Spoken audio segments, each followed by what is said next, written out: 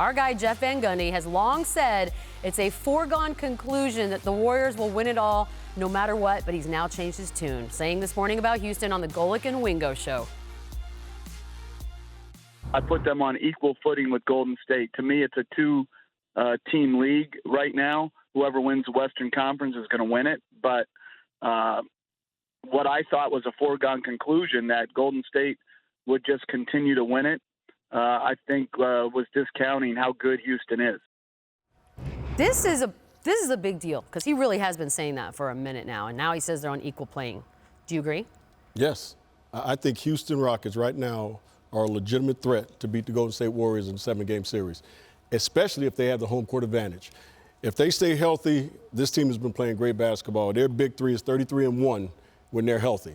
So, and the fact that they beat them 2 out of 3 gives them the added confidence of feeling that they can beat them in a 7-game series. So right now I look at Houston as a big-time threat, and I agree with Jeff as far as it's going to be one of those two teams. I don't think there's another team in the Western Conference can deal with the two teams that we're talking about because of the firepower that those two teams have.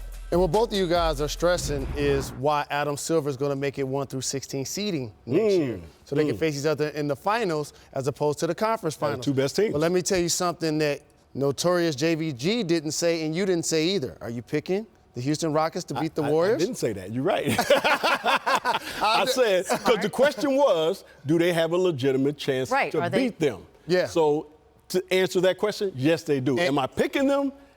I'll wait later and we'll discuss that. Correct. And he mentioned home court is going to be key because Game 7 on your home floor, that team wins 80% of the time. So it's paramount for the Houston Rockets to try to achieve that. Is it possible, let me just play devil's advocate here for a second, is it possible that we are all getting swept up in the romance of a big winning streak and maybe not taking into consideration that the Warriors just seem to be a little bit bored and they're just passing time to get to the playoffs, that we're giving the Rockets too much credit and taking a little bit away from Golden State?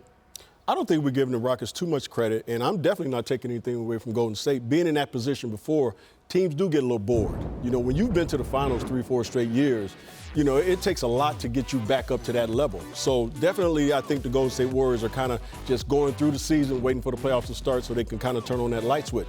But what the Houston Rockets have shown all year long is that they are a very, very good basketball team. And now they're playing with a little bit more added incentive. You got Chris Paul, who's never been out of the second round. That's added incentive. James Harden, who ended last year badly against San Antonio, where he looked like he didn't want to play or whatever the case may be. And then he went to the club and the strip club. Right. But all the questions about him after that series, that's another little chip on your shoulder. So I think what we're seeing with Houston is that we're seeing a team that's so determined and so focused right now that everybody's giving them their props, which they deserve. But the Golden State Warriors, and when Jalen said, am I picking Houston? Not right now. Let's not go that far. Golden State Warriors are a little bit bored, and they're going to go through this process. But once the playoffs start, those guys will lock in. For a regular season foe, the Houston Rockets are doing all they can to garner this conversation because it's deserved by how they're playing. And when we look down at the standings, they're ahead of the Golden State Warriors, which creates this conversation. Harden's been all NBA MVP race without Chris Paul. The Rockets have been top 3 without Chris Paul. Now they've catapulted themselves into a legit contender, but still home court advantage. And doing that, by the way, because the streak is now at 16. Jalen and Paul both thought it would end last night, but as we've learned, they are bad at predicting. So the next 5 games, here they are. 3 more road games. Then they go home. They face the Spurs. Friday's matchup against the Raptors, the only one as an underdog the rest of the season, which is crazy, by the way. And if they win each of their next 5, they're 1 shy of tying the longest streak in team history. Jalen, why do I keep doing this? I don't know. But when does the streak end? It's going to be a scheduling loss that takes place in Toronto. That's going to be the 3rd game in 4 nights. Wait, you're not giving Toronto the credit that they could just beat them?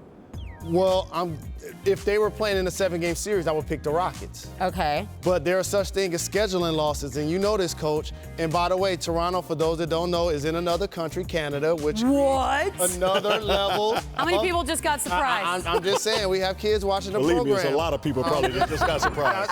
Tell her, Coach. Tell her, Coach. They are? And so now you get to Toronto a little later than usual. You're out of your routine, and you're in another country. Of course, you want a champagne and campaign, some. So Toronto. And then Toronto handles business Friday night, and they end the Rocket streak. And I agree with everything that Jalen just said, and the fact that Toronto is a great home team. They play extremely well at home. And coming in, a Houston team that's coming in with 7. I'm already giving the Milwaukee game, 17 wins in a row. Mm-hmm. They're going to really look to try to break that streak. So I agree with Jalen that the streak stops in Toronto.